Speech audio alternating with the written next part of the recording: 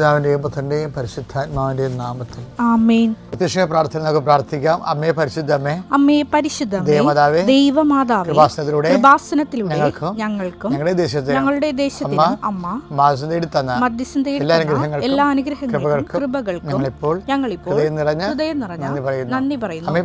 അമ്മേ പരിശുദ്ധമേ, ദൈവമാതാവേ, 2004 ഡിസംബർ 7 തീയതി ഉച്ചകഴിഞ്ഞ് 2:30 കൃപാസനത്തിൽ സംഭവിച്ച അമ്മയുടെ പ്രത്യക്ഷപ്പെടലിനെ തിരുസഭയ്ക്ക് സമർപ്പിച്ചിരിക്കുന്ന പഠനരേഖകളുടെ മേൽ സഭാത്മകമായ പഠനം ആരംഭിക്കുവാൻ ഞങ്ങൾ പ്രാർത്ഥിക്കുന്നു. അമ്മേ പരിശുദ്ധമേ, അമ്മേ പരിശുദ്ധമേ, ഭൂസ്വർലോകങ്ങളുടെ രാജ്ഞിയായ അങ്ങേയ്ക്ക് ഭൗമസംരക്ഷണത്തിനായി പ്രപഞ്ചപ്രകൃതിയെ തന്നെ തിരുസഭ പ്രതിഷ്ഠിക്കുവാൻ ഈ പ്രത്യക്ഷീകരണം വഴി ഇടയാക്കണമേ. പരിശുദ്ധമേ, ജപമാല മാതാവേ, സകല കൃപാസനം പ്രാർത്ഥനയോടും ചേർത്ത് ഞങ്ങളിപ്പോൾ പ്രാർത്ഥിക്കുന്ന ഈ കുടുംബത്തിന്റെ പ്രത്യേക നിയോഗം മക്കളെ.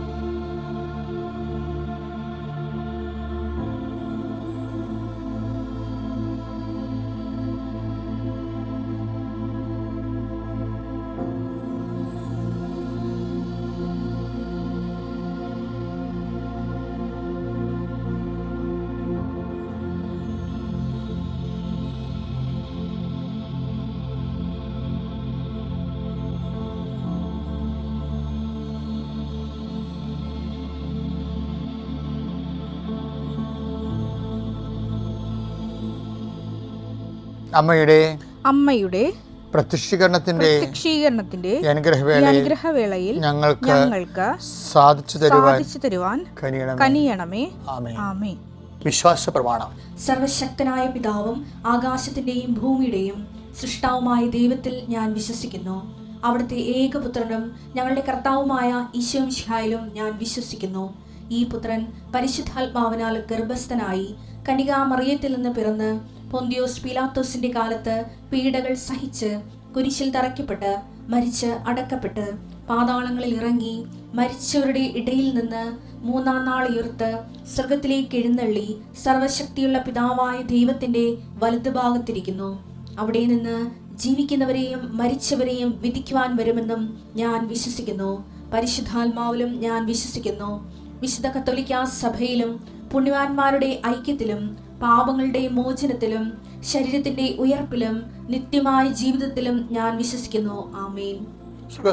ഞങ്ങളുടെ പിതാവേ, അങ്ങയുടെ നാമം പൂജിതമാകണമേ. അങ്ങയുടെ രാജ്യം വരണമേ. അങ്ങയുടെ തിരുമനസ് സ്വർഗത്തിലെ പോലെ ഭൂമിയിലും ആകണമേ. അന്നു വേണ്ടുന്ന ആഹാരം ഇന്ന് ഞങ്ങൾക്ക് തരണമേ. ഞങ്ങളോട് തെറ്റ് ചെയ്യുന്നവരോട് ഞങ്ങൾ ക്ഷമിക്കുന്നത് പോലെ ഞങ്ങളുടെ തെറ്റുകൾ ഞങ്ങളോടും ക്ഷമിക്കണമേ. ഞങ്ങളെ പ്രലോഭനത്തിൽ ഉൾപ്പെടുത്തരുതേ, തിന്മയിൽ ഞങ്ങൾ രക്ഷിക്കണമേ. ആമേൻ. കർത്താവ് അങ്ങയുടെ കൂടെ സ്ത്രീകളിൽ അങ്ങ് അനുഗ്രഹിക്കപ്പെട്ടവളാകുന്നു. അങ്ങയുടെ ഉദരത്തിൻ ഫലമായി ഈശോ അനുഗ്രഹിക്കപ്പെട്ടവനാകുന്നു. പരിശുദ്ധ മറിയമേ, തമ്പുരാന്റെ അമ്മേ, പാപികളായ ഞങ്ങൾക്ക് വേണ്ടി ഇപ്പോഴും ഞങ്ങളുടെ മരണസമയത്തും തമ്പുരാനോട് അപേക്ഷിക്കണമേ. ആമേൻ. എൻ്റെ കർത്താവിൻ്റെ ഉന്നതമായ നാമത്തെ സ്വസ്ഥം ചെയ്യുന്ന കർത്താവിൻ്റെ വിശുദ്ധ പൗരോഹിത്യത്തെ മഹത്വപ്പെടുത്തണമേ. കർത്താവ് സഭയിലുള്ള സാന്നിധ്യം പ്രകടമാക്കണമേ. 39 വർഷം ഞാൻ അർപ്പിച്ച കുർബാനയുടെ യുഗതിയാണ്. കൃപാസന അൾത്താരെ ജീവനോടെ പ്രത്യക്ഷപ്പെട്ട പരിശുദ്ധ അമ്മയുടെ മാധ്യസ്ഥത്തിൽ ഉച്ചമുതൽ ഉള്ളംകാല വരെ കർത്താവിൻ്റെ രക്തം പടരട്ടെ. എല്ലാ കോശങ്ങളിലും പെസ്സുകളിലും കർത്താവിൻ്റെ രക്തം പടരട്ടെ. ഈശോയെ, മാർഗരോഗങ്ങൾ, മറാവ്യാധികൾ യേശുവിൻ്റെ നാമത്തിൽ മാറിപ്പോകട്ടെ. ഈശോ, നിന്റെ വിശുദ്ധ പൗരോഹിത്യത്തെ മഹത്വപ്പെടുത്തണമേ. കർത്താവേ, നിന്നെ ആശ്രയിക്കുന്ന നിരാശന ഇടയാക്കലെന്ന് പ്രാർത്ഥിക്കുന്നു. ഈശോയെ, ഇന്നത്തെ ദിവസം സഞ്ചരിക്കുന്ന വഴികൾ, സംസാരിക്കുന്ന വ്യക്തികൾ, നിങ്ങൾ കടന്നു പോകുന്ന ഓരോ സംരംഭങ്ങൾ, ഓഫീസുകൾ, അതുപോലെ തന്നെ ഇടങ്ങൾ, വീടുകൾ, അവരോട് സംസാരിക്കുന്ന വിഷയങ്ങൾ എല്ലാം നിങ്ങൾക്ക് അനുകൂലമാകുകയും നിങ്ങൾക്ക് സംസാരിക്കാൻ ആവശ്യമില്ലാത്തത് സംസാരിക്കാതിരിക്കുകയും അസ്വസ്ഥതകൾ ഉണ്ടാകാതിരിക്കുകയും ഹൃദയം ഭാരപ്പെടാതിരിക്കുകയും എൻ്റെ ഹൃദയത്തെ കർത്താവിൻ്റെ നാമത്തിൽ ഞാൻ മുദ്രവെക്കുന്നു. കർത്താവെ, അങ്ങ് ആഗ്രഹിക്കാത്ത വഴികളിലൂടെ സഞ്ചരിക്കാതിരിക്കാൻ അവർക്ക് അങ്ങ് സംരക്ഷണം നൽകണമെന്ന് പ്രാർത്ഥിക്കുന്നു. ദൈവത്തിൻ്റെ കരുണ നിന്നെ ആവശ്യിക്കട്ടെ, നിൻ്റെ കുഞ്ഞുങ്ങളെ ആശീർവദിക്കട്ടെ. നീ ഏറ്റെടുത്തിരിക്കുന്ന എല്ലാ വിഷയവും, വിദ്യാർത്ഥികൾ എന്ന നിലയിൽ നിങ്ങൾ ഏറ്റെടുത്തിരിക്കുന്ന ഉത്തരവാദിത്തങ്ങൾ, നിങ്ങൾ കണ്ടുപിടിക്കേണ്ട സബ്ജക്റ്റുകൾ, കോഴ്സുകൾ, സ്ഥാപനങ്ങൾ, അതുപോലെ തന്നെ രാജ്യങ്ങൾ എല്ലാം നിങ്ങളുടെ മുമ്പിൽ വെളിപ്പെട്ട് വരാൻ ഇടയാക്കട്ടെന്ന് പ്രാർത്ഥിക്കുന്നു. എൻ്റെ കർത്താവേ, നീ കുഞ്ഞുങ്ങളെ, സാധാരണ മനുഷ്യർ, കന്നുകാലികളെ കൊണ്ടും ആടുമാടുകളെ കൊണ്ടും ജീവിക്കുന്നവരുണ്ട്, കൃഷിയിടങ്ങളെ കൊണ്ട് ജീവിക്കുന്നവരുണ്ട്, മത്സ്യത്തൊഴിലാളികളായ സഹോദരങ്ങളുണ്ട്. എല്ലാവരും അനുഭവിക്കുന്ന അടിസ്ഥാന തൊഴിലവസ്ഥകളുടെ മേലുള്ള മറ്റുള്ളവരുടെ കടന്നുകയറ്റവും അതുമൂലം ഉണ്ടാകുന്ന വിലത്തകർച്ചയും അതുമൂലം ഉണ്ടാകുന്ന കടക്കയറ്റങ്ങളിലുമെല്ലാം രക്ഷിക്കാൻ വേണ്ടി കർത്താവിൻ്റെ ചൈതന്യം നിന്നിലേക്ക് ആവശ്യിക്കുകയും നിന്നെ കർത്താവ് സംരക്ഷിക്കുകയും ചെയ്യട്ടെ. കെട്ടിച്ചു വിട്ട മക്കളെ, ക്ലേശങ്ങളോട് തിരിച്ചു വന്നിരിക്കുന്നവർ, ഗർഭിണിയായ മക്കൾ, ഗർഭശിശുക്കൾ, രോഗങ്ങളുള്ളവർ, കുടുംബത്തിൽ കലഹങ്ങളുള്ളവർ, അസമാധാനമുള്ളവർ, അകന്നു താമസിക്കുന്നവർ, ഒന്നു ജീവിക്കാൻ ആഗ്രഹിക്കുന്നവർ എല്ലാവരും കർത്താവ് അനുഗ്രഹിക്കട്ടെ. വ്യത്യസ്തമായ കാര്യങ്ങൾക്കും ജോലിക്കും വേണ്ടി അന്യനാടുകളിലേക്ക് പോയിരിക്കുന്നവർ അവർ സമാധാനം തിരിച്ചെത്തുവാൻ ഇടയാക്കണമെന്ന് പ്രാർത്ഥിക്കുന്നു. അവരവിടെ തന്നെ കർത്താവിൻ്റെ കടങ്ങൾ പരിഹരിക്കപ്പെടുകയും അവർക്കുണ്ടാകുന്ന തൊഴിൽ തകർച്ചകളെയും രേഖാമൂലമായ തകർച്ചകളെയും എല്ലാം കർത്താവ് പരിഹരിക്കുന്നതിനായി പ്രാർത്ഥിക്കുന്നു. വിസ നഷ്ടപ്പെട്ടവരെ, വിസ തീർന്നു പോകാൻ പോകുന്നവരെ, പിന്നീട് പുതുക്കി കിട്ടാത്തവരെ അത് പുതുക്കി കിട്ടുന്നതിന് വേണ്ടി പ്രാർത്ഥിക്കുന്നു. 8 ദിവസങ്ങളുടെ ഈ പ്രാർത്ഥന കഴിഞ്ഞ് വിസ പുതുക്കാത്തവർക്ക് 8 ദിവസങ്ങൾ അത് പുതുക്കി കിട്ടുവാനും 8 ദിവസങ്ങളിൽ നിങ്ങളുടെ ആപ്ലിക്കേഷൻ സെറ്റ് ചെയ്യാൻ കർത്താവ് നിങ്ങൾ അനുഗ്രഹിക്കട്ടെ. എൻ്റെ കർത്താവിൻ്റെ ഉന്നതമായ നാമത്തിൽ, സഭയുടെ അധികാരത്തിൽ, കുരിശടയാളത്തിൽ നിങ്ങൾ അനുഗ്രഹിക്കപ്പെടട്ടെ.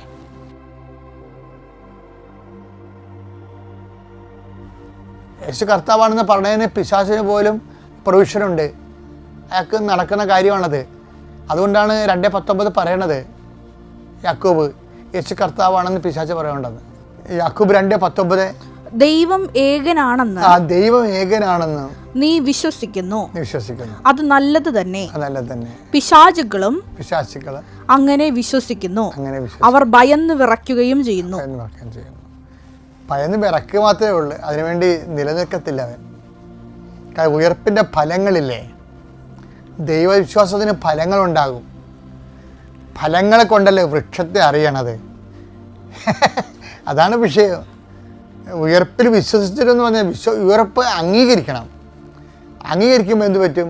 അംഗീകാരത്തിൻ്റെ ഫലങ്ങളുണ്ടാകും. കർത്താവ് ഫലങ്ങളുണ്ടാകുന്നതിനെക്കുറിച്ച് പറയുന്നുണ്ട്. ഉയർപ്പ് നീ വിശ്വസിക്കുന്നുണ്ടെങ്കിൽ അതൊരു ഭാഗം മാത്രമാണ്, 30%. ഉയർപ്പിൽ വിശ്വസിക്കുന്നു എന്ന് പറയുമ്പോൾ അത് അംഗീകരിക്കുകയാണ് ചെയ്യണമെന്നുണ്ടെങ്കിൽ അതിൻ്റെ ഫലങ്ങളുണ്ടാകും. അപ്പോൾ ഉയർപ്പിൻ്റെ ഫലങ്ങളാണ് ഉയർപ്പിനെ സാധൂകരിക്കണത്. നീ ഉയർപ്പിൽ കർത്താവിൻ്റെ ഉയർപ്പ് അംഗീകരിക്കുന്നു എന്നുള്ളത് നിൻ്റെ ഫലങ്ങളിൽ നിന്നാണ് വരണത്. അതാണ് ഇവിടുത്തെ പ്രശ്നം മുഴുവനും. ഇപ്പം നമ്മളെ സോഷ്യൽ മീഡിയയിലൊക്കെ ഒത്തിരിയേറെ ആരോപണങ്ങൾ ഒക്കെ വരത്തില്ലേ? അപ്പം ആരോപണങ്ങളൊക്കെ വരണം നല്ലതാണ് ശരിക്കും പറഞ്ഞാൽ. കാര്യം എന്താണ്? അതൊരു സോഷ്യൽ ഓഡിറ്റിങ്ങാണ്. നമ്മുടെ കയ്യിൽ മിസ്റ്റേക്ക് ഉണ്ടാകാതിരിക്കാൻ വേണ്ടിയുള്ള ഒരു പൊതുസമൂഹത്തിൻ്റെ ജാഗ്രതയാണ് ഇതുപോലെയുള്ള വിമർശനങ്ങൾ. അപ്പം നമ്മൾ നമ്മുടെ ഭാഗം ശ്രദ്ധിച്ചാൽ മതി. ബാക്കിയുള്ള കാര്യങ്ങളല്ല, അതിനകത്ത് നുണമുണ്ടോ തെറ്റുണ്ടോ അത് അവരും ദൈവമായിട്ട് ഉത്തരിക്കേണ്ടതാണ്. നമ്മളെ ശുശ്രൂഷയെ സംബന്ധിച്ചിടത്തോളം ദൈവത്തിൽ നമ്മളൊരു ശുശ്രൂഷ ചെയ്യുന്നു, അത് ആഴമായ ബോധ്യത്തോട് ചെയ്യുന്നതുകൊണ്ട് ദൈവം ജനങ്ങളെ അനുഗ്രഹിക്കുന്നു. അത് കാണുമ്പോൾ പിശാചിന് എന്തിനൊക്കെ തോന്നും, ആരെങ്കിലൊക്കെ എടുത്ത് ഉപയോഗിക്കുവാൻ. അതൊന്നും അതിൻ്റെ പുറകെ നടക്കേണ്ട കാര്യമില്ല നമുക്ക്. നമ്മളെ സംബന്ധിച്ചിടത്തോളം ഇപ്പം ഈശോ എന്താ പറഞ്ഞത്? യുദാസിനോട് പോലും പറഞ്ഞത് എന്താണ്? നീ ചെയ്യാനുള്ളത് വേഗം ചെയ്യണം, അതിനകത്ത് ഒരു പ്രശ്നമില്ല. അത് നിന്റെ കഴുത്തെ പിടിക്കാനോ കയ്യിൽ പിടിക്കാനോ നിനക്കെതിരെ കേസ് കൊടുക്കാനോ അയാൾ ഇവിടെ റെഡി. ഈശോ യുദാസിനോട് അങ്ങനെയല്ല പറഞ്ഞത്, ഞാൻ അതിനൊന്നും നിൽക്കത്തില്ലെന്ന് പറയും. എന്താണ്? മനുഷ്യപുത്രൻ എഴുതപ്പെട്ടിരിക്കുന്ന പോലെ കടന്നു പോകും. എന്തോ ഒരു വചനമാണ് ശരിക്കും പറഞ്ഞാൽ. അപ്പം നിങ്ങളെപ്പോഴും ഓർക്കണം. ഇപ്പം പിതാവിൻ്റെ കൃപാസനത്തെക്കുറിച്ചാണെങ്കിലും ആദ്യകാലം മുതൽ ഇതിൻ്റെ ഉള്ളതെല്ലാം പുതിയ ദൈവാനുഭവങ്ങളായത് കാരണം ഇതൊരു മൂവ്മെൻറ്റ് വരുമ്പോഴേ, ഇപ്പം കാരിസ്മാറ്റിക് മൂവ്മെൻറ്റ് തന്നെ വന്ന കാലത്ത് ഭയങ്കര വിമർശനങ്ങളല്ലായിരുന്നു. ഇപ്പോഴും അതിൻ്റെ വിമർശനങ്ങളുണ്ട്. അപ്പോൾ വിമർശിക്കുന്നവർ എല്ലാ മേഖലകളിലും ഉണ്ടാകും, എല്ലാ വിഷയങ്ങളെക്കുറിച്ച് വിമർശിക്കും. പക്ഷേ എന്താ നമ്മുടെ മുമ്പിലുള്ള ഓപ്ഷൻ? അവർ പറയണത് ശരിയാണെങ്കിൽ നമ്മളത് തിരുത്തണം. അല്ലെന്നുണ്ടെങ്കിൽ നമുക്ക് എന്നാ പ്രശ്നം? കാര്യം വളർത്തുന്നത് ആരാണ്? ദൈവം വളർത്തിയെന്നല്ലേ പറയണത്. 1 Corinthians 3:6 ഞാൻ നട്ടു അപ്പോളോ നനച്ചു എന്നാൽ ദൈവമാണ് വളർത്തിയത്. അപ്പോൾ ഒരു പ്രസ്ഥാനമായ ശുശ്രൂഷയെ വളരണത് എങ്ങനെയാ? ദൈവമാണ് അതിനെ വളർത്തുന്നത്, ഒരു സംശയമില്ല കാര്യത്തിൽ. ഇപ്പോൾ കൃപാസനത്തെ ദൈവം വളർത്തുന്ന ഒരു വലിയ മിഷൻ ഫീൽഡാണത്. ദൈവത്തിൻ്റെ കൈവെട്ടാനാക്കാൻ പറ്റത്തില്ല. ഞങ്ങളെപ്പോലുള്ള പ്രവർത്തകർ എന്ത് ചെയ്യും? നടുകയും ചെയ്യും, നനയ്ക്കുകയും ചെയ്യും. അതേ ഞങ്ങൾക്കൂടെ പറഞ്ഞിട്ടുള്ളത്. ദൈവം തരുന്നത് ഞങ്ങൾ നടും, ഞങ്ങളുടെ കൂടെ ഉള്ളവർ അത് നനക്കും. പക്ഷെ വളർത്തുന്നത് ആരാണ്? ദൈവമാണ്. അപ്പോൾ വളർച്ചയെക്കുറിച്ച് ഞങ്ങൾക്ക് അവരങ്ങനെ വിമർശിക്കുമ്പോൾ അയ്യോ ഇത് വളരാതിരിക്കുമോ അങ്ങനെ പ്രശ്നമൊന്നുമില്ല. അതിനോടല്ലേ വളരെ ഫ്രീ ആയിട്ട് സ്വാതന്ത്ര്യമായിട്ട് നിൽക്കുന്നത്. എന്താ കാര്യം? അവരെ നമ്മളെന്താണ് ചെയ്യേണ്ടത്? അവരെ അനുഗ്രഹിക്കുക മാത്രമേ ചെയ്യാവൂ. നമ്മൾ പറഞ്ഞിരിക്കുന്നത് എന്താണ്? ദൈവ വഴി പോണവന് എപ്പോഴും ശത്രുക്കളവരെ അനുഗ്രഹിക്കുക മാത്രമേ ചെയ്യത്തുള്ളൂ. പക്ഷേ നമ്മുടെ സത്യങ്ങൾ പറയാൻ നമുക്ക് ബാധ്യതയുണ്ട്. അത് മറച്ചു വെക്കരുത്. കർത്താവ് പറഞ്ഞിട്ടുണ്ട്, നീ വിളക്ക് മുറം കൊണ്ട് മൂടരുത്. അതുകൊണ്ട് നിങ്ങളോട് ഞാൻ എന്താ പറഞ്ഞിരിക്കുന്നത്? അങ്ങനെ വിമർശനങ്ങൾ കേൾക്കുമ്പോൾ നിങ്ങൾ അതിൻ്റെ അടിയിൽ നിങ്ങളുടെ അനുഭവങ്ങൾ പറയും. കള്ളത്തരമൊന്നും പറയരുത്. കൃപാസനത്തെ സംരക്ഷിക്കാൻ വേണ്ടി അങ്ങനെ പോരാടികളൊന്നും ആകേണ്ട ആവശ്യമില്ല. മറിച്ച് നിങ്ങൾക്ക് കിട്ടിയ ദൈവാനുഭവങ്ങൾ കിട്ടിയിട്ടുള്ള കാര്യങ്ങൾ മറ്റുള്ളവരെ അറിയിക്കാൻ നിങ്ങൾ ബാധ്യസ്ഥരാണ്. അതിൻ്റെ കാർഡിൽ കമൻറ്റ് ചെയ്യണം, എൻ്റെ അനുഭവം ഇതാണെന്ന് പറയണം. അങ്ങനെ എത്രയോ പേര് പറയുന്നുള്ളതെന്നറിയാമോ? കാര്യം എന്താണ്? തിന്മയെ എപ്പോഴും നന്മ കൊണ്ടാണ് ജയിക്കേണ്ടത്. റോമ 12:21. തിന്മ നിങ്ങളെ കീഴടക്കാതിരിക്കട്ടെ. തിന്മ നിങ്ങളെ കീഴടക്കാതെ, പ്രത്യേകിച്ച് ഉടമ്പടി എടുത്തിരിക്കുന്ന ആൾക്കാർ. അതെ, തിന്മയെ നന്മ കൊണ്ട് കീഴടക്കുക. അപ്പം നമ്മൾക്ക് കറക്റ്റായിട്ടുള്ള സ്റ്റാൻഡിങ് നിശ്ചയം തന്നിട്ടുണ്ട്. തിന്മ കൊണ്ടല്ല കീഴടക്കേണ്ടത്. അവർ നമ്മളെ തന്ത വിളിക്കുമ്പോൾ നമ്മൾ തിരിച്ചു തന്ത വിളിക്കുകയല്ല ചെയ്യേണ്ടത്. തിന്മയെ നന്മ കൊണ്ട് കീഴടക്കാം. അപ്പം തിന്മയേക്കാൾ ബലമുള്ള ആയുധമാണ്. ഇപ്പം അവരുടെ കയ്യിൽ ഇരിക്കുന്നത് ഒരു ഫിസ്റ്റോളാണെങ്കിൽ നമ്മുടെ കയ്യിൽ ഇരിക്കുന്ന പീരങ്കിയാണ്. അതാണ് വ്യത്യാസം. തിന്മയെ ഈശോയാണ് പറഞ്ഞത്, തിന്മയെ കീഴടക്കാൻ പറ്റിയ ഏറ്റവും വലിയ ആയുധം നിങ്ങൾക്ക് തരാം. എന്താണ്? തിന്മയെ നന്മ കൊണ്ട് കീഴടക്കണം. എന്ത് ചെയ്യണം? നിങ്ങളും തിന്മയിലേക്ക് പോകരുത്. കാര്യം നമ്മുടെ പ്രാർത്ഥന മൊത്തം തിന്മയിൽ നിങ്ങൾ രക്ഷിക്കണമെന്നല്ലേ. പിന്നെ എങ്ങനെ നമ്മൾ തിന്മ ചെയ്യണേ? നമ്മൾ പഠിപ്പിച്ച പ്രാർത്ഥന എന്താണ്? സ്വർഗ്ഗസ്ഥനായ പിതാവിൽ പ്രലോഭനങ്ങൾ ഉൾപ്പെടുത്തരുത്, തിന്മയിൽ നിങ്ങൾ രക്ഷിക്കണമേ. അപ്പോൾ പിന്നെ എന്താ നമുക്ക് തിന്മ വരാനത്? തിന്മ ചെയ്യേണ്ട കാര്യം എന്ത്? തിന്മയിൽ നിന്ന് രക്ഷിക്കണമെന്നല്ല നമ്മൾ പ്രാർത്ഥിക്കണം. അപ്പോൾ നമ്മൾ അതിൻ്റെ അകത്ത് കുടുങ്ങിയാൽ എങ്ങനെയും ചെയ്യാൻ പറ്റത്തില്ല. അപ്പോൾ എന്താ ചെയ്യും? ശത്രുക്കളെ ആശീർവദിക്കുക മാത്രമേ ചെയ്യാവൂ. റോമ 12:14. നിങ്ങളെ പീഡിപ്പിക്കുന്നവരെ അനുഗ്രഹിക്കുക. നിങ്ങളെ പീഡിപ്പിക്കുന്നവരെ അനുഗ്രഹിക്കുവേൻ. അനുഗ്രഹിക്കുകയല്ലാതെ ശപിക്കരുത്. അതാണ് സംഭവം. ശപിക്കുകയും ചെയ്യാൻ പറ്റത്തില്ല. അതിൻ്റെ കാര്യത്തിൽ പരിശുദ്ധാത്മാവ് നിറഞ്ഞു നിൽക്കുന്നവനെ ആത്മാവിൻ്റെ ഫലങ്ങളിലേ മുന്നോട്ട് പോകാൻ പറ്റത്തുള്ളൂ. ബാക്കിയുള്ള എല്ലാം അതിജീവിച്ചുകൊണ്ട് തന്നെയല്ലേ സഭ ഇവിടം വരെ എത്തിയത്. ഇപ്പോൾ സഭ ഏകാഗ്രമായിരിക്കാനും കൂടുതൽ പ്രാർത്ഥിക്കാനും കൂടുതൽ വിശുദ്ധിയോടെ ജീവിക്കാനും മറ്റ് സഭയ്ക്ക് അനുയോജ്യമല്ലാത്ത തീരുമാനങ്ങളോ ചെയ്തികളോ വരാതിരിക്കാൻ വേണ്ടി ജാഗ്രത ഉണ്ടാക്കണം. അതാണ് സഭയുടെ ശുശ്രൂഷകരുടെ ലക്ഷ്യം. കാര്യം നമ്മൾക്കൊരു ബാക്കി എന്താണ്? ബാക്കിയെല്ലാം കർത്താവാണ് ക്രമീകരിക്കുന്നത്. ദ്രോഹിക്കുന്നവരെ ആശീർവദിക്കണമെന്ന് ഈശോ പറഞ്ഞില്ലേ. എന്നിട്ട് പൗലോസ് അപ്പോസ്തലൻ അത് പറഞ്ഞപ്പോൾ ഈശോയുടെ വചനങ്ങൾ വ്യാഖ്യാനിച്ചപ്പോൾ പൗലോസ് അപ്പോസ്തലൻ സഭയിൽ കണ്ടത് നിങ്ങൾ ദ്രോഹിക്കുന്നവരെ ആശീർവദിക്കുന്നുണ്ട് ആൾക്കാർ. പിന്നെ എന്നാലും ചെറിയ അണ്ണന്മാരൊക്കെ ഉള്ളിൽ എന്നാലും നീ എനിക്കിട്ടങ്ങനെ പണിതല്ല, നിനക്ക് ഞാൻ വെച്ചിട്ടുണ്ട് എന്ന് മനസ്സിൽ വിചാരിക്കുന്നുണ്ട്. അതുകൊണ്ടാണ് പൗലോസ് അപ്പോസ്തലൻ പറഞ്ഞത് നിങ്ങൾ ദ്രോഹിക്കുന്നതിനെ ആശീർവദിക്കുക മാത്രമേ ചെയ്യാവുന്നു. അത് കറക്റ്റ് ചെയ്ത് ചെത്തിച്ചേർപ്പിച്ചിരിക്കുകയാണ് അവിടെ. അതെന്തിനാണെന്നറിയാമോ? പരിശുദ്ധാത്മാവ് പൂർണ്ണമായിട്ട് നിങ്ങൾ പ്രവർത്തനക്ഷമമാകാൻ വേണ്ടിയാണ് പൗലോസ് അപ്പോസ്തലൻ അങ്ങനെ നിർദ്ദേശം നൽകിയത്. നന്ദി യേശുവേ, സ്തുതി യേശുവേ, സ്തോത്രം. ഞങ്ങൾ രണ്ടുപേരും ചുണങ്ങമ്പേലി സെൻറ്റ് ജോസഫ്സ് ഇടവകയിൽ നിന്ന് വരുന്നു. ഞാനൊരു പൾമണോളജിസ്റ്റാണ്, ഒരു ശ്വാസകോശ രോഗ വിദഗ്ധയാണ്. എൻ്റെ പേര് ജോത്സ്ന. ഞാൻ 8 വർഷം ആലുവയിലെ ഒരു പ്രമുഖ ആശുപത്രിയിൽ സീനിയർ കൺസൾട്ടൻ്റ് ആയിരുന്നു. അതിനുശേഷം ഞങ്ങൾ UAE മൂവ് ചെയ്തു. അവിടെ ഞങ്ങൾ പ്രാക്ടീസ് ചെയ്തുകൊണ്ടിരുന്നപ്പോഴാണ് നമ്മുടെ ആ ഒരു ആധ്യാത്മികതയിലെ നമുക്ക് ആ ഒരു ശൂന്യതയെല്ലാം അനുഭവപ്പെട്ടു തുടങ്ങി. കൂടുതൽ ദൈവത്തിലേക്ക് അടുക്കാനും കൃപാസനം പോലെയുള്ള ടോക്കുകളും എല്ലാം കേൾക്കാൻ തുടങ്ങിയത്. അവിടെ നമ്മളൊരു പുതിയ രാജ്യത്തേക്ക് മാറുമ്പോൾ എപ്പോഴും നമുക്ക് പല പല ചലഞ്ചസ് ഉണ്ട്. അവിടുത്തെ അഡ്ജസ്റ്റ്മെൻറ്റ് ഇഷ്യൂസും അതുമെല്ലാം ആയിട്ട് ഞങ്ങൾ ദൈവികമായിട്ട് മുന്നോട്ട് പോവുകയായിരുന്നു. അപ്പോൾ എനിക്ക് എൻ്റെ ഈ ഫീൽഡിൽ തന്നെ ഈ ശ്വാസകോശ രോഗ സ്പെഷ്യാലിറ്റി തന്നെ ഒരു പ്രത്യേക കോഴ്സ് ചെയ്യണമെന്നുള്ള ആഗ്രഹം വന്നു.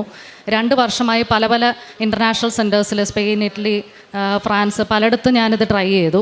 മലേഷ്യ അങ്ങനത്തെ രാജ്യങ്ങളിലെല്ലാം ട്രൈ ചെയ്തു. 2027 എനിക്ക് അതിനൊരു സ്ലോട്ട് ലഭിക്കുകയും ചെയ്തു. ഇൻ്റർവെൻഷണൽ പൾമണോളജി എന്നാണ് ആ കോഴ്സിന് പറയുന്നത്. അത് ഞാൻ ഇവിടെ വന്ന് എനിക്കതൊരു നിരാശയായിരുന്നു. കാരണം എത്രയോ ട്രൈ ചെയ്തു, പ്രായം മുന്നോട്ട് പോകുന്നു, പഠിക്കാനുള്ള ആ ഒരു കപ്പാസിറ്റി എല്ലാം കുറയും. അപ്പോൾ ഇതൊരു വല്ലാത്തൊരു ത്വരയായിട്ട് മനസ്സിൽ കിടക്കുകയായിരുന്നു. ബാക്കി മെറിറ്റ് നോക്കുകയാണെങ്കിൽ എല്ലാം കൊണ്ടും ഓക്കെയാണ്. ഇഷ്ടംപോലെ സയൻറ്റിഫിക് പബ്ലിക്കേഷൻസ് ഉണ്ട്. എല്ലാ മെറിറ്റും നമ്മൾ ഇതുവരെ പഠിച്ചതെല്ലാം സ്വന്തം മെറിറ്റിലാണെന്നുള്ളൊരു അഹങ്കാരം ഞങ്ങൾക്ക് 2 പേർക്കും ഉണ്ടായിരുന്നു. അതിനുശേഷം ഉടമ്പടി എടുത്തത് ഞങ്ങൾ ജനുവരി 15-ാം തീയതിയാണ്. ജനുവരി 15-ാം തീയതി ഉടമ്പടി എടുത്ത് എനിക്ക് 90 ദിവസത്തിനുള്ളിൽ മലേഷ്യയിൽ നിന്ന് ലെറ്റർ വരികയാണ് 2027 കോഴ്സ് 2 വർഷം സമയച്ചുരുക്കമായിട്ട് 2025 ഏപ്രിലിൽ പോകാമെന്നുള്ളത്. അപ്പോൾ എനിക്ക് ഭയങ്കര ഒരു അത്ഭുതവും മാതാവിൻ്റെ ഒരു പ്രത്യേക ഇടപെടലുമായിട്ട് ശരിക്കും ദേവകുമാരനോട് പറഞ്ഞ പോലെ ഞങ്ങളുടെ ആ കൽഭരണികളിൽ വീഞ്ഞ് നിറച്ചതിൻ്റെ ആദ്യത്തെ അനുഭവമായിരുന്നു അത്. അതിനുശേഷം ഞാൻ മലേഷ്യയിൽ പോയി കോഴ്സ് സക്സസ്ഫുള്ളി കംപ്ലീറ്റ് ചെയ്തു. അതിനിടയിൽ 3 മാസം തികഞ്ഞപ്പോൾ ഞാൻ മലേഷ്യയിൽ നിന്ന് ഇവിടെ വന്ന് ഞാൻ ഉടമ്പടി പുതുക്കുകയും ചെയ്തു. അപ്പോൾ എൻ്റെ ഹസ്ബൻഡ് ഉടമ്പടി എടുത്തു. അദ്ദേഹത്തിന് ഇതുപോലെ തന്നെ ഒരു വല്ലാത്തൊരു ദൈവിക അനുഭവം. ഇതിനിടയിൽ ഞങ്ങളുടെ വീട്ടിലും വളരെയധികം വ്യത്യാസങ്ങൾ വന്നു. കൂടുതൽ ക്രിസ്തീയതയിലേക്ക് അടുക്കാനും ക്രൈസ്തവ വിശ്വാസത്തിൽ ആഴപ്പെടാനും സുവിശേഷത്തിൻ്റെ രീതിയിൽ ജീവിക്കാനും ബൈബിളിലേക്ക് കൂടുതൽ ആഴത്തിൽ പഠിച്ചിറങ്ങാനും അതിനുവേണ്ടി സമയം കണ്ടെത്താനും ഈ ടോക്കുകൾ കേൾക്കാനും ആ ധ്യാനത്തിൽ നിന്ന് കിട്ടുന്ന അറിവുകൾ നമ്മൾ മറ്റുള്ളവരിലേക്ക് പങ്കുവെക്കാനും അതിനൊക്കെയുള്ള ഒത്തിരി ഉൾക്കാഴ്ചകൾ നമുക്ക് കിട്ടി. അപ്പോൾ ഞങ്ങളെപ്പോലുള്ള പ്രൊഫഷണൽസ് പറയുമ്പോൾ എപ്പോഴും പുറമേ ഉള്ളവർ ചോദിക്കും, നിങ്ങൾ ഇത്രയും പഠിപ്പും വിവരമൊക്കെ ഉള്ളവർ ഇങ്ങനത്തെ ഇതിൻ്റെയൊക്കെ പുറകെ പോകാമോ? അപ്പോൾ അതൊരു എപ്പോഴും കേൾക്കുന്ന ഒരു ഇതാണ്. അപ്പോൾ എനിക്ക് ജോസഫച്ചൻ പറഞ്ഞ ഒരു കാര്യം പ്രത്യേകമായിട്ട് ഇഷ്ടപ്പെട്ടു. നമ്മുടെ സ്റ്റാറ്റസ് നമ്മൾ ലോവർ ചെയ്യുകയാണ് ചെയ്യേണ്ടത്. നമ്മളെന്തോ വലിയ സംഭവമാണെന്ന് വിചാരിച്ച് മറ്റുള്ളവരോട് പറയുമ്പോഴാണ് നമുക്ക് ആ ഒരു കുറച്ചിലും ഒരു വിമുഖതയൊക്കെ വരുന്നത്. ഞങ്ങൾ പ്രത്യേകിച്ച് പത്രം കൊടുക്കുന്ന സമയത്ത് പലരും നമ്മളോട് മുഖം വെട്ടിച്ച് കാണിക്കുകയും നമ്മൾക്ക് ആ ഒരു ഭയങ്കരമായിട്ടുള്ള ഒരു ഇൻസൾട്ട് ഫീൽ ചെയ്യുകയും ചെയ്തിട്ടുണ്ട്. പക്ഷേ അതെല്ലാം ദൈവത്തിൻ്റെ ആ ഒരു പാതയിലേക്കുള്ളൊരു ഇൻവെസ്റ്റ്മെൻ്റ് ആയിട്ട് കരുതി ഞങ്ങൾ അതിനെ എല്ലാത്തിനെയും ഫേസ് ചെയ്ത് ഞങ്ങൾക്ക് ആ ഒരു പ്രഘോഷിക്കാനും എല്ലാത്തിനുള്ള കൃപ ലഭിച്ചു. എൻ്റെ ചരിത്രം ഓൾമോസ്റ്റ് ഇതുപോലെ എൻ്റെ വൈഫ് പറഞ്ഞ പോലെ തന്നെയാണ്. ഞങ്ങളുടെ കൃപാസനത്തിൽ ഞാൻ പേഴ്സണലായിട്ട് ഈ ഉടമ്പടി എടുക്കാൻ കാരണമായത് എൻ്റെ വൈഫാണ്. ഞങ്ങൾ എൻ്റെ പേര് ഡോക്ടർ ബിപിൻ. ഞങ്ങൾ ചൊടങ്ങുമേലി സെൻറ്റ് ജോസഫ്സ് ഇടവകയിലെ അംഗങ്ങളാണ്. അപ്പോൾ ഞങ്ങളുടെ ഒരു ചുറ്റുപാട് ഏറെക്കുറെ വൈഫ് പറഞ്ഞതുപോലെ 2 വർഷം മുമ്പ് ഇവിടെ ഞങ്ങളുടെ കരിയറിൻ്റെ ഏറ്റവും പീക്കിൽ നിന്ന സമയത്താണ് ഞങ്ങൾ UAE മാറുന്നത്. അപ്പോൾ ഇവിടെ ഭയങ്കര തിരക്കുള്ള ഒരു ജീവിതത്തിൽ നിന്ന് കുറച്ചൊരു വർക്ക് ലൈഫ് ബാലൻസ് വേണം എന്നുള്ള രീതിയിലാണ് അങ്ങോട്ട് പോകുന്നത്. അപ്പോൾ ഞാൻ ഒരു പീഡിയാട്രിക് ICU എക്സ്പേർട്ടാണ്. ICU എന്ന് പറഞ്ഞാൽ അറിയാം, കുട്ടികളിൽ തന്നെ തീവ്രപരിചരണ വിഭാഗം വളരെ കുറവായിട്ടാണ് കേരളത്തിൽ പോലും ഉള്ളൂ. അപ്പോൾ ഇവിടുത്തെ കൊച്ചിയിൽ തന്നെ ഒരു വലിയ പ്രമുഖ ഹോസ്പിറ്റലിലെ തീവ്രപരിചരണ വിഭാഗം മേധാവിയായിട്ട് വർക്ക് ചെയ്യുമായിരുന്നു. ജോസഫച്ചൻ പറയുന്ന പോലെ ഇത്രയും വർഷങ്ങളിൽ എനിക്ക് MBBS കഴിഞ്ഞിട്ട് 16 വർഷമായി. മെറിറ്റിൽ മാത്രം വിശ്വസിച്ചിരുന്ന ആളാണ്. MBBSഉം MDയും അത് കഴിഞ്ഞുള്ള ഫോറിൻ ഫെലോഷിപ്പും എല്ലാം മെറിറ്റിൽ മാത്രം കിട്ടി. അപ്പോൾ UAE ചെന്ന് കഴിയുമ്പോഴും അവിടെ തീർച്ചയായിട്ടും നമുക്ക് ഇവിടുത്തെ ആ ക്രെഡൻഷ്യൽസും ഇവിടുത്തെ ആ ക്വാളിഫിക്കേഷനും വെച്ച് ഈ പറഞ്ഞ PICU വർക്ക് തന്നെ ചെയ്യണം എന്നുള്ളൊരാഗ്രഹത്തിലാണ് പോകുന്നത്. അവിടെ വർക്ക് ചെയ്തിട്ടുള്ളവർക്കറിയാം, നമ്മൾ സാധാരണ ഒരു സ്പെഷ്യാലിറ്റി എല്ലാവർക്കും ആ ഒരു എക്സാം എഴുതി കഴിഞ്ഞാൽ കിട്ടും. അതിന് മുകളിലേക്ക് ഇതുപോലെയുള്ള ക്രിട്ടിക്കൽ കെയർ ഏരിയാസ് എല്ലാം അവിടുത്തെ ഗവൺമെൻറ് അംഗീകരിക്കുന്ന ഒരു പാനൽ തരുന്ന ഒരു അക്രഡിറ്റേഷൻ ഉണ്ടെങ്കിൽ മാത്രമേ പറ്റുള്ളൂ. നമ്മുടെ ഇവിടുത്തെ പോലെ എല്ലാവരും അങ്ങനെ എല്ലാത്തിലും ചെയ്യാൻ പറ്റില്ല. അപ്പോൾ പക്ഷേ നമ്മുടെ ട്രെയിനിങ് ബാക്ക്ഗ്രൗണ്ടിൽ വെച്ച് നമുക്ക് ഉറപ്പായിട്ടും അത് വളരെ നിസ്സാരമായിട്ട് ക്ലിയർ ചെയ്യാൻ പറ്റുന്ന ഒരു ഓവർ കോൺഫിഡൻസും മെറിറ്റിലുള്ള ഒരു അമിത വിശ്വാസവും തന്നെ അങ്ങനെ തന്നെ പറയാം. അങ്ങനെ തന്നെ പോയ ആളാണ് ഞാൻ. പക്ഷേ ഞാൻ അവിടെ പോയി ഈ പറഞ്ഞ ICU സെറ്റ് ചെയ്യാൻ തുടങ്ങിയപ്പോൾ തന്നെ ചലഞ്ചസ് ഫീൽ ചെയ്ത് തുടങ്ങി. ഇവിടുത്തെ പോലത്തെ നേഴ്സസ് ട്രെയിനിങ്ങോ അങ്ങനെ ജൂനിയർ ഡോക്ടേഴ്സിൻ്റെ സപ്പോർട്ടും ഒക്കെ പുതിയതായിട്ട് തുടങ്ങുമ്പോൾ അങ്ങനെ ഒത്തിരി ചലഞ്ചസ് ഉണ്ട്. അതിൻ്റെ കൂട്ടത്തിൽ ഈ എക്സാമും. അപ്പോൾ ഈ എക്സാം അപ്ലൈ ചെയ്യാൻ നേരത്ത് നമ്മൾ ഓൺലൈൻ അപ്ലൈ ചെയ്യണം. നമുക്ക് ഇവിടുത്തെ പോലെ ഫോൺ വിളിച്ച് ചോദിക്കാനൊന്നും പറ്റില്ല. അപ്പോൾ ഞാൻ മാർച്ച് 2024 ഇതിൻ്റെ ആപ്ലിക്കേഷൻ തുടങ്ങിയതാണ്. സാധാരണഗതിയിൽ ഒരു 6 മാസം കൊണ്ട് നമ്മൾ അപ്ലൈ ചെയ്യുന്നു. നമ്മുടെ ക്വാളിഫിക്കേഷൻസ് എല്ലാം ഓക്കെ ആണെങ്കിൽ നമുക്ക് എക്സാം അവർ വൈവയായിട്ട് ഇൻ്റർവ്യൂ ആയിട്ട് കണ്ടക്ട് ചെയ്ത് അതിൻ്റെ റിസൾട്ട് തരേണ്ട. പക്ഷെ കഴിഞ്ഞ 1.5 വർഷമായിട്ട് ഒന്നല്ലെങ്കിൽ മറ്റൊരു സ്റ്റേജിൽ ഇതിങ്ങനെ മുടങ്ങിപ്പോവും. അപ്പോൾ ഞാൻ വിചാരിച്ചു ഇനി ഇത് എന്താ നടക്കാത്തത്. അപ്പോൾ എനിക്ക് ഇവിടെ ചെയ്ത ആ എക്സ്പെർട്ടൈസും എല്ലാം പതുക്കെ സ്കില്ല് പോകാൻ തുടങ്ങി. നമ്മളത് സ്ഥിരമായിട്ട് സിക്ക് പേഷ്യൻസിനെ കണ്ട് അവരിൽ ചികിത്സിക്കുന്ന ആ ഒരു ടെമ്പോ മെയിൻറ്റെയിൻ ചെയ്തില്ലെങ്കിൽ കാലക്രമേണ നമ്മൾ ജനറലായിട്ട് കാണുന്ന കാര്യങ്ങളിലേക്ക് മാത്രം ഒതുങ്ങി വരും. അപ്പോൾ അങ്ങനെ ഒരു ടെൻഷനുണ്ട്. അങ്ങനെ നിൽക്കുമ്പോഴാണ് എൻ്റെ വൈഫ് ഡോക്ടർ ജോത്സ്നയുടെ ജീവിതത്തിൽ ഈ പുള്ളിക്കാരത്ത് ഒരുപാട് തീവ്രമായിട്ട് ആഗ്രഹിച്ച ആ കാര്യം 2 വർഷത്തെ ടൈം ഷോർട്ടനെങ്കിൽ പുള്ളിക്ക് പോകാൻ പറ്റിയത്. ഞങ്ങൾ ഒരുമിച്ച് ചില ദിവസങ്ങളിൽ ഉറങ്ങാതെ ഇരുന്ന് ഇത്രയും ശ്രമിച്ചിട്ടും കിട്ടുന്നില്ലല്ലോ. പുള്ളിക്ക് ഭയങ്കര നിരാശയായിരുന്നത്. അപ്പോൾ അത് നടന്നപ്പോൾ എനിക്കും വിശ്വാസമായി. അങ്ങനെയാണ് പിന്നെ എൻ്റെ കാര്യം മാതാവിന് ശരിയാക്കി തരാവുന്നതല്ലേ ഉള്ളൂ. അങ്ങനെ പുള്ളിക്കാരത്തി പുതുക്കാൻ വന്നപ്പോഴാണ് ഞാൻ ആദ്യമായിട്ട് ഉടമ്പടി എടുക്കുന്നത്. അത് മെയ് 3-ാം തീയതി. ഈ 3 മാസം ആയിട്ടില്ല. അപ്പോൾ ഞാനത് അങ്ങനെ പ്രാർത്ഥിച്ചു. എനിക്ക് എക്സാം എഴുതി കിട്ടിയാൽ മതി. എക്സാമിൽ പിന്നെ കിട്ടിയില്ലെങ്കിലും തോറ്റുപോയാലോ ഒന്നും നമുക്ക് ആരും കുറ്റപ്പെടുത്താനില്ല. പക്ഷേ എനിക്ക് എക്സാം എഴുതി കിട്ടിയാൽ ഞാൻ ക്ലിയർ ആവുമെന്ന് എനിക്കൊരു കോൺഫിഡൻസ്, അപ്പോഴും ഓവർ കോൺഫിഡൻസ് ആണ്. എക്സാമിൻ്റെ ഡേറ്റ് മാത്രം മാതാവ് ചെയ്ത് തന്നാൽ മതി, ബാക്കി എനിക്ക് കിട്ടും. അപ്പോൾ അങ്ങനെ ഈ കഴിഞ്ഞ പ്രാവശ്യം ഉടമ്പടി എടുത്ത് പോയി കഴിഞ്ഞ് ഞാൻ ആദ്യം വിട്ട ഇമെയിലിൽ തന്നെ പുതിയതായിട്ടൊരു ഓഫീസർ എനിക്ക് റിപ്ലൈ തന്നു. ഓക്കെ, നിങ്ങളുടെ ഒരുപാട് നാളായിട്ട് ആപ്ലിക്കേഷൻ ഉണ്ടല്ലോ, നടക്കാത്ത എന്താ? അപ്പോൾ ഇങ്ങനെ CV അയച്ചു തരണം. അപ്പോൾ ഞാൻ പറഞ്ഞു CV ഒക്കെ ഇതിനു മുമ്പ് ഒത്തിരി തവണ അയച്ചിട്ടുള്ള. അപ്പോൾ നിങ്ങൾ അയക്കുന്നത് ഈ യാഹൂ മെയിലിൽ നിന്ന് ആയതുകൊണ്ടായിരിക്കും ഞങ്ങൾക്ക് CV കിട്ടുന്നില്ല, നിങ്ങൾ പ്രോപ്പറായിട്ട് വേറൊരു ജിമെയിലിൽ നിന്ന് വല്ലതും അയച്ചാൽ. അപ്പോൾ ജിമെയിലിൽ അയച്ചു കഴിഞ്ഞു. അത് കഴിഞ്ഞ് ജിമെയിൽ അയച്ചു കഴിഞ്ഞ ഉടനെ തന്നെ അവർ എനിക്ക് ആ എക്സാമിനുള്ള ഡേറ്റ് തന്നു. അപ്പോൾ ഈ ഡേറ്റ് 14-ാം തീയതി ജൂലൈ ആയിരുന്നു, കഴിഞ്ഞ ആഴ്ചയായിരുന്നു. അപ്പോൾ ഞാൻ അതുപോലെ നമ്മുടെ ടിപ്പിക്കൽ സ്റ്റൈലിൽ പഠിച്ചിട്ടുണ്ട്, എല്ലാം കൊണ്ട് കോൺഫിഡൻ്റ് ആയിട്ട് പോയി. അപ്പോൾ എക്സാം തുടങ്ങിയപ്പോൾ തന്നെ എക്സാമിൻ്റെ പാനൽ പറഞ്ഞു, നിങ്ങൾക്ക് 5 സിനാരിയോസ് ഉണ്ട്, ഇത് കോമൺ ആയിട്ട് എല്ലാവർക്കും കിട്ടുന്ന എക്സാം അല്ലാന്ന് നിങ്ങൾക്ക് അറിയാം, പാസ് പെർസെൻറ്റേജ് കുറവാണെന്നറിയാം. ഈ 5 സെപ്പറേറ്റ് എക്സാം സിനാരിയോസും, അത് നമുക്ക് ഈ രോഗികളുമായിട്ട് സമ്പർക്കത്തിൽ വരുമ്പോൾ ഓരോ കോംപ്ലിക്കേറ്റഡ് കേസുകൾ അവർ പറയും, നമ്മളതനുസരിച്ച് നമ്മൾ കൊടുക്കുന്ന ആൻസർ സാറ്റിസ്ഫാക്ടറി ആയിരിക്കണം. ഈ 5 എണ്ണവും സെപ്പറേറ്റ് ആയിട്ട് പാസ്സായാൽ മാത്രമാണ് ഫൈനൽ റിസൾട്ട് പാസ്സാവായിരിക്കുള്ളൂ, അത് ക്ലിയർ ആയിട്ട് മനസ്സിലാക്കണം എന്ന് പറഞ്ഞു. ഓക്കെ, എക്സാം തുടങ്ങി 4 ക്വസ്റ്റ്യനുകൾ വളരെ നന്നായിട്ട് പോയി, വളരെ സിമ്പിളായിട്ട് പറയാൻ പറ്റി. 5ാമത്തെ ക്വസ്റ്റ്യൻ ചോദിച്ചു, ഒരു ഐഡിയ ഇല്ല. അതൊരു എത്തിക്കൽ സിനാരിയോ ആണ്. എത്തിക്കൽ സിനാരിയോ എന്ന് പറഞ്ഞാൽ രാജ്യത്തിൻ്റെ law of the land, UAE നടക്കുന്ന ഒരു, ഇപ്പോൾ നമ്മൾ ഇങ്ങനെ നമുക്ക് ചില അവസരങ്ങളിൽ നമുക്ക് ആശയറ്റ് പോകുന്ന അവസരങ്ങളിൽ നമ്മൾ ചില ഇപ്പോൾ സിക്കായിട്ടുള്ള പേഷ്യൻസ് ആണെങ്കിൽ റിവൈവ് ചെയ്യണ്ടെന്ന്, അങ്ങനെ ഒരു കോംപ്ലിക്കേറ്റഡ് സിനാരിയോ, ഒരു ഐഡിയ ഇല്ല എനിക്ക്. അപ്പോൾ തന്നെ എനിക്ക് ടെൻഷനായി. നമുക്ക് മനസ്സിലായി, ഇതിൻ്റെ ആൻസർ പറഞ്ഞില്ലെങ്കിൽ കിട്ടില്ല. ഇത്ര 1.5 വർഷമായിട്ട് ശ്രമിച്ച് അവസാന സ്റ്റേജിൽ നിൽക്കുന്ന എക്സാം ഇതാണ്.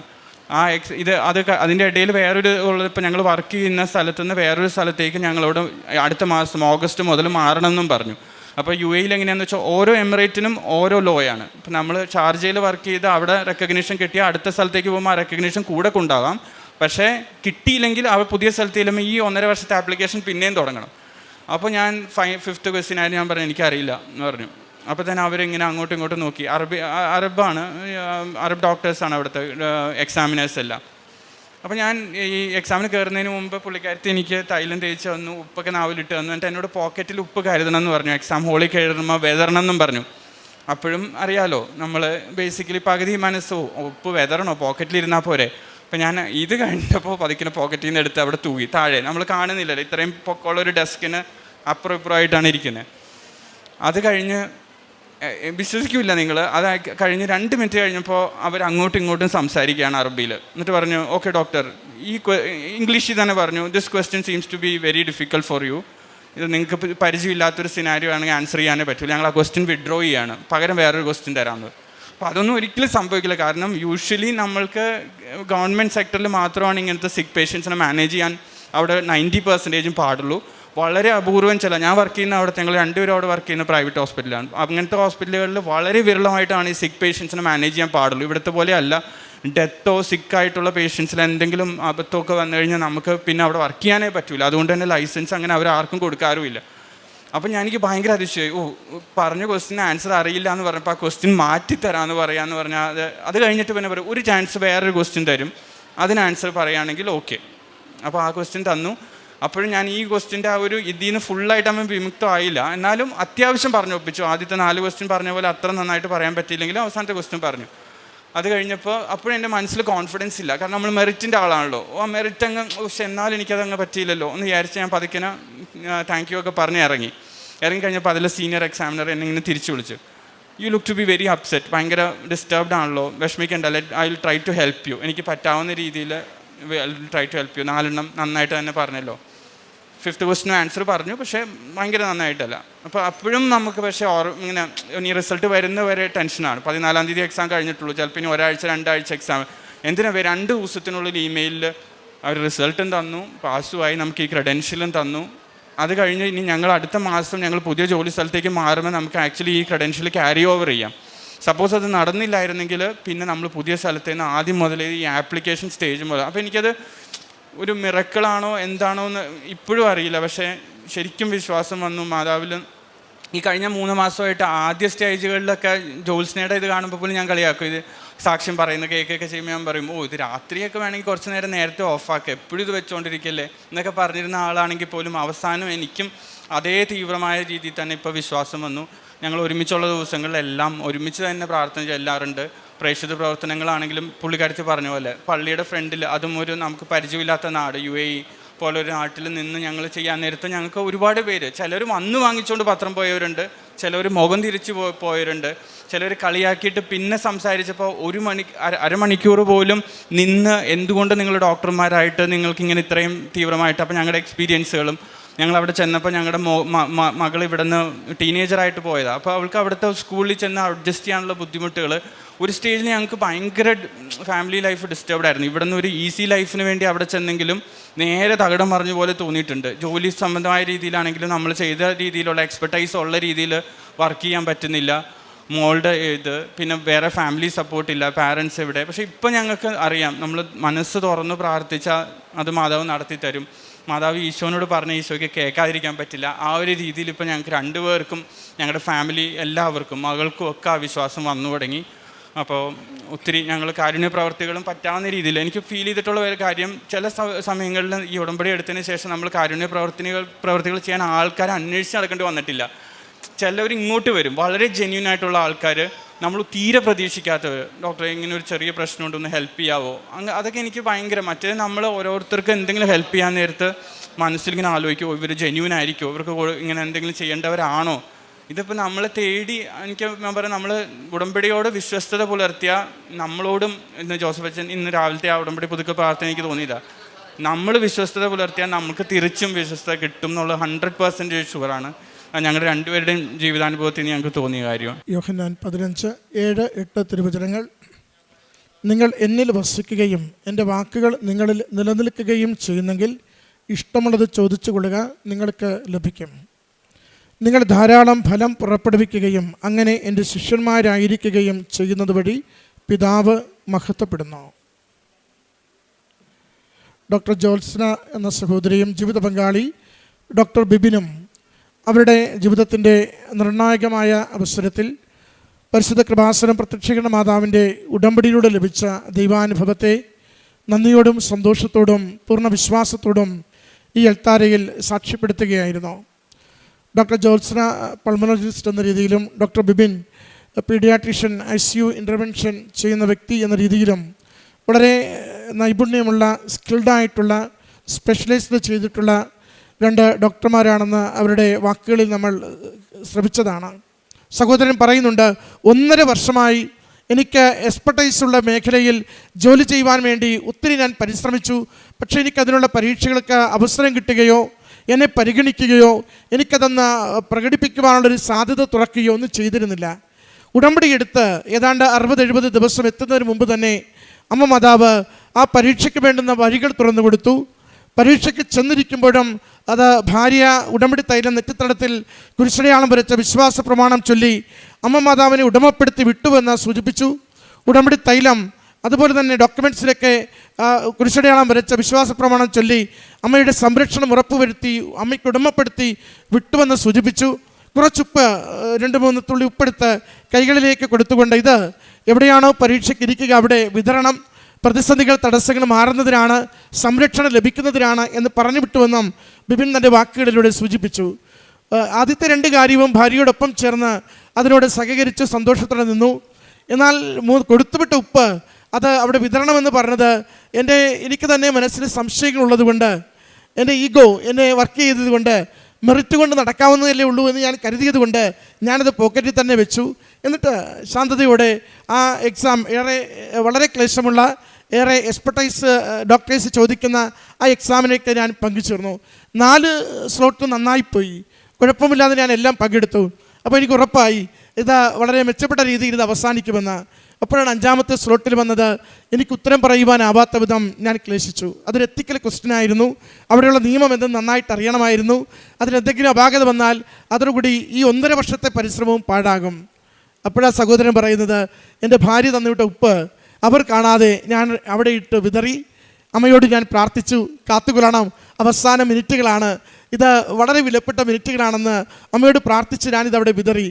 അതിൽ സഹോദരൻ കാണുന്ന അത്ഭുതം, അവർ മുൻപോട്ട് വെച്ച ചോദ്യം പിൻവലിച്ചു എന്നുള്ളതാണ്. അത് ചെയ്യേണ്ട കാര്യമില്ല, ഉത്തരം പറഞ്ഞാൽ നിനക്ക് ജോലി, ഉത്തരം പറഞ്ഞില്ലെങ്കിൽ നീ ഉള്ളത് തൃപ്തിപ്പെടുക എന്ന് പറഞ്ഞു വിടേണ്ട കാര്യമേ ഉള്ളൂ. പ്രത്യേകിച്ചൊരു കമ്മിറ്റ്മെൻറ്റും ഡോക്ടറോട് അവർക്ക് തോന്നേണ്ട കാര്യമില്ല. മകൻ പറയുന്നുണ്ട്, ഞാൻ അമ്മ മാതാവിൻ്റെ ശക്തമായ സംരക്ഷണം ആ ഉപ്പ് വിതറിക്കൊണ്ട് ആഗ്രഹിച്ച് പ്രാർത്ഥിച്ച നിമിഷങ്ങളിൽ തന്നെ ആ ചോദ്യം പിൻവലിച്ച് മറ്റൊന്ന് നൽകുകയും ആ ചോദ്യം ഞാൻ ഒരു വിധത്തിൽ അത് പറയുകയും ചെയ്തു. കാരണം ആദ്യത്തെ ഒരു ഷോക്കിൽ നിന്ന് ഞാൻ പൂർണ്ണമായിട്ട് മുക്തനായില്ലായിരുന്നു. എങ്കിലും ഞാൻ പുറത്തേക്ക് വരുമ്പോൾ അവിടെ ഇരുന്ന സീനിയർ ഡോക്ടറിനെ വിളിച്ചിട്ട് എന്താ ഇത്ര അപ്സെറ്റ് ആയിരിക്കുന്നത് ചോദിച്ച് എന്നെ കൂൾ ഡൗൺ ആക്കി പറഞ്ഞു വിട്ടു. എനിക്ക് ആ ജോലി അനുവദിച്ച് നൽകി. പ്രിയമുള്ളവരെ, ഉടമ്പടിയുടെ നേർച്ച വസ്തുക്കളുടെ പ്രയോഗം അത് നമ്മുടെ ജീവിതത്തിൻ്റെ വിഷയങ്ങൾക്ക് നൽകുന്ന സംരക്ഷണവും തടസ്സങ്ങൾ മാറ്റിത്തരുന്നതും നമ്മുടെ കാര്യങ്ങൾ എളുപ്പത്തിലാക്കി തരുന്നതും ഓരോ നിമിഷവും ഈ അൾത്താരയിൽ നാം കേട്ടുകൊണ്ടിരിക്കുന്നതാണ്. അത് ഡോക്ടർ തന്നെ രണ്ടുപേരും അത് വാക്കുകളിൽ സൂചിപ്പിച്ചു. ഇത്രയും വിദ്യാഭ്യാസമുള്ളതല്ലേ, ഇത്രയും വലിയ കാര്യങ്ങളൊക്കെ നിങ്ങൾ ചെയ്യുന്നതല്ലേ, നിങ്ങൾ എന്തിനായി കൃപാസനം പത്രം കൊടുക്കുവാൻ, ഇങ്ങനെ നിരന്തരം പ്രാർത്ഥിക്കുവാൻ, സാക്ഷ്യം കളിക്കുവാനൊക്കെ സമയം കളയുന്നതെന്ന് പലരും അത് ചോദിച്ചിട്ടുണ്ട്, ഇകഴ്ത്താറുണ്ട്, ചിലപ്പോൾ ഒന്ന് പൊക്കിയാറുണ്ട്, കളിയാക്കാറുണ്ട്. പക്ഷെ ഞങ്ങളെ സംബന്ധിച്ചിടത്തോളം ദൈവനാമത്തെ മഹത്വപ്പെടുത്തുവാൻ ഞങ്ങൾ തീരുമാനിക്കുകയും ഞങ്ങളുടെ ജീവിതത്തിൽ അമ്മ മാതാവിലൂടെ ഈശോ ഇടപെട്ടുകൊണ്ട് ജീവിതത്തിൻ്റെ രീതികളെയും കാര്യങ്ങളെയും മാറ്റിമറിച്ച് കൂടുതൽ ഗുണകരമായ, കൂടുതൽ ദൈവനാമത്തെ മഹത്വപ്പെടുത്തുന്ന, കൂടുതൽ മറ്റുള്ളവർക്ക് നന്മ ചെയ്യുവാൻ പറ്റുന്ന വിധത്തിൽ ഞങ്ങളുടെ കുടുംബത്തെ, ജീവിതത്തെ, അതിൻ്റെ രീതികളെ, പെരുമാറ്റങ്ങളെ ഒക്കെ മാറ്റിത്തന്നത് ഉടമ്പടിയാണെന്ന് ഉറപ്പിച്ച് പറയുവാൻ ഇന്ന് ഈ അൾത്താരയിൽ നിൽക്കുമ്പോൾ ഞങ്ങൾക്ക് സാധിക്കുമെന്ന് രണ്ടുപേരും ലോകത്തോട് പ്രഘോഷിക്കുകയാണ്. അത് ഡോക്ടർ ബിബിൻ പ്രത്യേകം പറഞ്ഞു, ഈ കാരുണ്യ പ്രവൃത്തിക്ക് വേണ്ടി ആരെങ്കിലും എവിടെയെങ്കിലും ഉണ്ടോ എന്ന് തിരക്കിപ്പോകേണ്ട ഒരവസരവും ഉണ്ടായിട്ടില്ല. വളരെ ജെനുവിനായിട്ടുള്ളവർ അവരുടെ ജീവിത വിഷയങ്ങൾ പങ്കുവയ്ക്കുമ്പോൾ സഹായിക്കുവാൻ, സന്തോഷത്തോടു കൂടി ഉള്ളത് കൊടുത്ത് സഹായിക്കുവാൻ എനിക്കെപ്പോഴും സാധിക്കുന്നുണ്ടെന്ന്. പ്രിയമുള്ളവരെ, നമ്മൾ ഉടമ്പടിയിലാണോ, ഇത് രണ്ടുപേരും സൂചിപ്പിച്ചതുപോലെ ഉടമ്പടി വിശ്വസ്തതയിലാണോ ജീവിക്കുന്നത്? നമ്മുടെ ജീവിത വിഷയങ്ങളെ അമ്മ മാതാവ് ഏറ്റെടുക്കുകയും അതിന് കൂടെ നിന്ന് അവസാന പരിഹാരം തരുന്നതുവരെയും നമ്മളെ സഹായിക്കുകയും ചെയ്യും. അനേക സാക്ഷ്യങ്ങൾ നമ്മൾ ആവർത്തിച്ച് കേൾക്കുന്നു. ഈ മക്കൾ ഈ അൾത്താരയിൽ ദൈവനാമത്തെ മഹത്വപ്പെടുത്തി അതിന്ന് അടിവരയിടുകയോട് ചെയ്യുന്നു. ഈ മക്കൾക്ക് ലഭിച്ച ഈ വലിയ അനുഭവങ്ങൾക്ക് അമ്മ മാതാവിനും തിരുക്കുമാരനും നന്ദി പറഞ്ഞുകൊണ്ട് കരങ്ങളടിച്ച് ഈ സാക്ഷ്യം നമുക്ക്